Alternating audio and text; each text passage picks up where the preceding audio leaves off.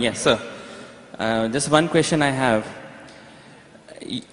You told me, we heard about that the Vedas say that don't make any images of the God. Yeah. Whoever worships anything which has been created throws himself in darkness, right? The difference between Bhagwan and Allah is that Allah says that if you worship anyone apart from me, I will punish you forever and ever, and I will not spare you of this sin. But nowhere in Hinduism's books would you see that Bhagwan is saying that if you worship anything apart from me, you will be put in Narak, which is the Hindi word for hell, forever and ever. Now why I'm saying that to you is, the concept of God in Islam, Christianity and Judaism is the same, in which he feels bad if anyone worships anything else apart from. But the concept of the other side of the religions, which is Hinduism, Buddhism, or those sides, the concept of God there, I think, is more, the God of those religions is more large-hearted, because he doesn't say to you that I'm going to put you in hell if you don't worship me. Although I understand that it is wrong to worship idols, it is wrong to worship created things, but I do feel that because that, I somehow feel that, you know, basically God, there is nothing like him, right? So why in the Quran or the Bible or the Jews scripture we are attributing a human feeling to God that let us say my father gives me everything, he gives me all the money, and I give that money to the poor people, right? Now one day if I forget my father, yeah, so my father will feel bad. But this is the human nature.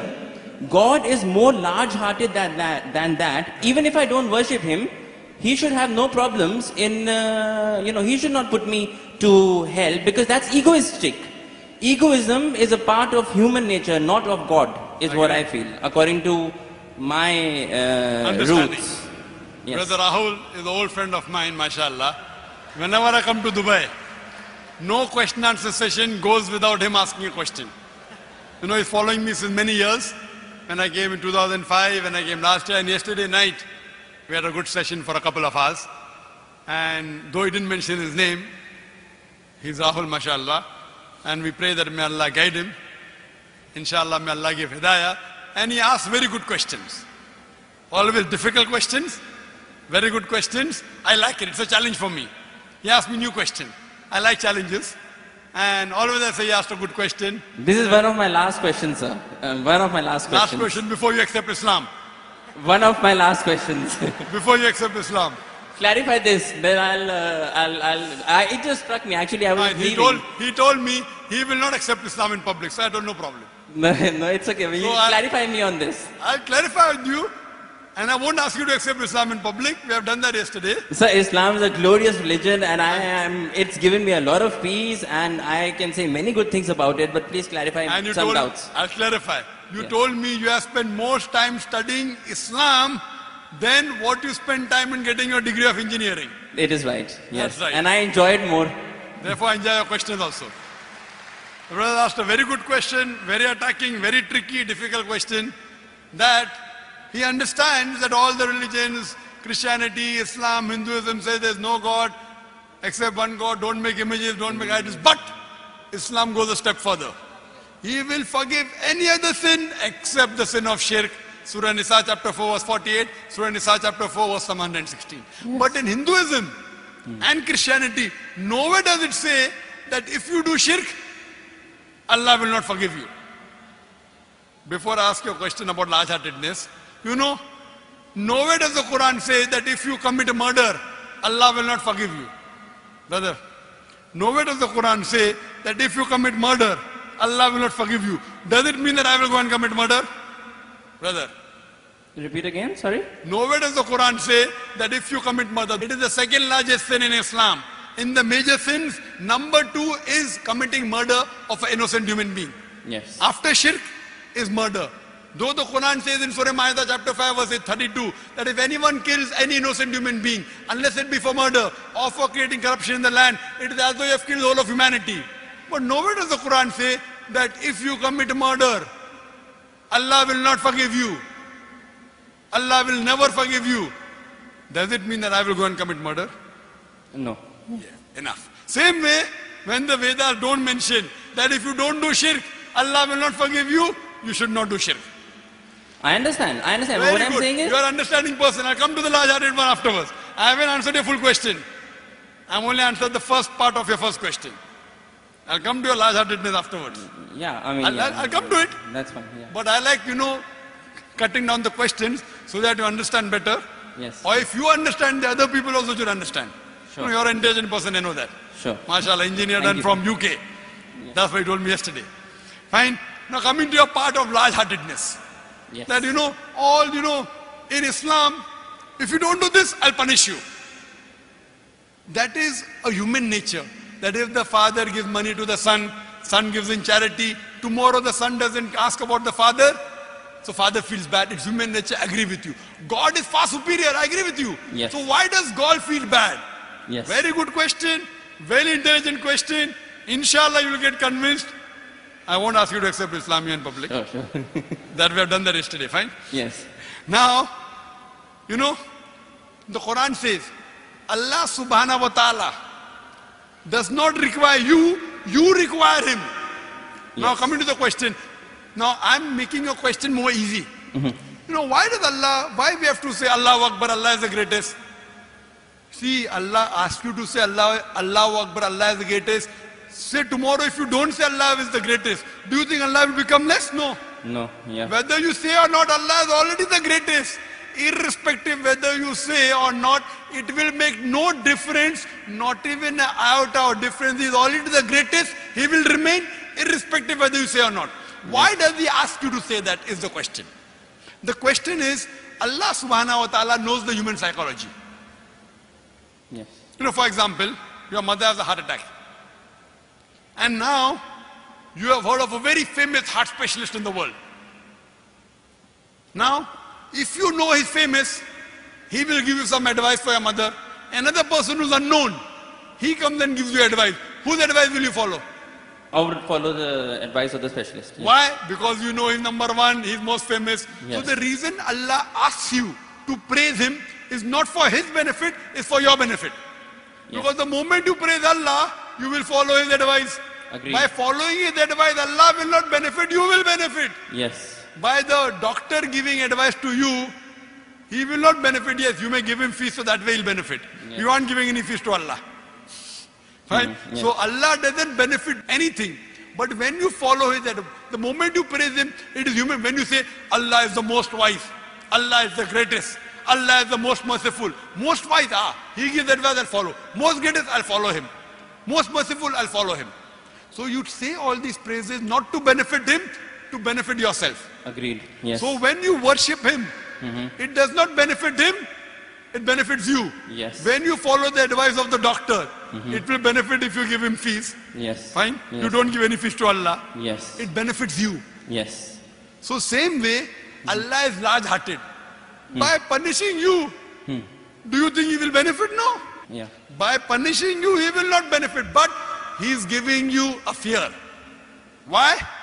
If you have alcohol, he will punish you. If you have drugs, he'll punish you. Whether you have drugs or what difference does it make to him?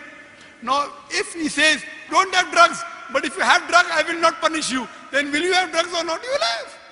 If I give an examination, write 2 No, I won't have. If I'm convinced it's wrong for me, I won't have. I don't need that fear of the hell. The Correct. fear of the hellfire to be put in my mind Yes, to yes. avert me. God convinces people in different ways. Some people with reason and logic. You're a logical person, you're convinced with logic.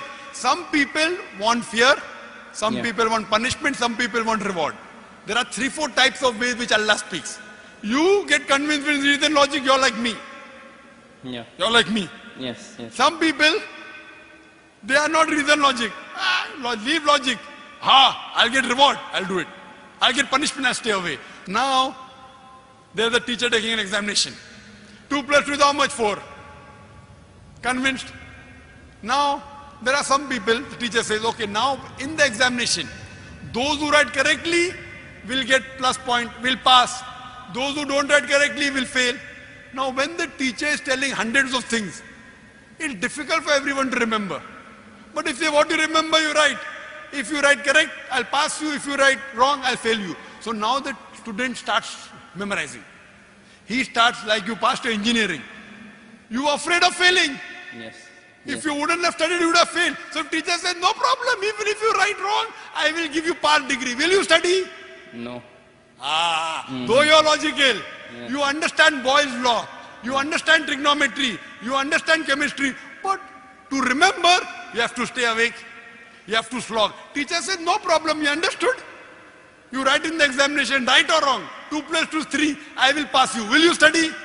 No. The teacher says, now your aim is to get the degree. Yeah.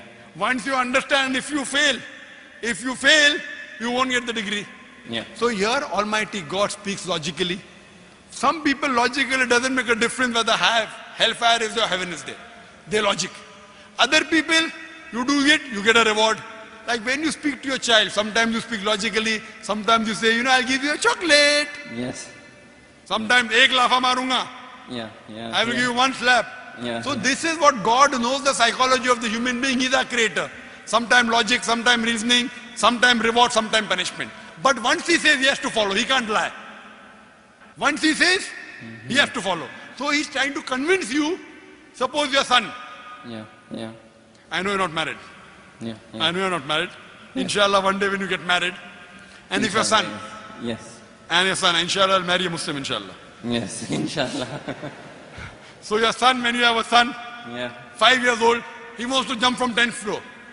You say, my son, don't jump, you'll die. I want to jump. You will die, no problem, I want to jump.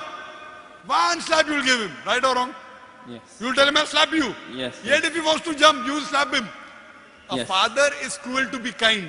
Is your intention to hurt him? No. Your intention is to hurt him little so that he prevents from the bigger hurt. Yes. Fine? So here if he says, no, I'm only acting. Maybe for small time you will think, I'll punish you and you don't punish him. But if he wants to jump, you will not wait till he jumps. You will give him one tight slap.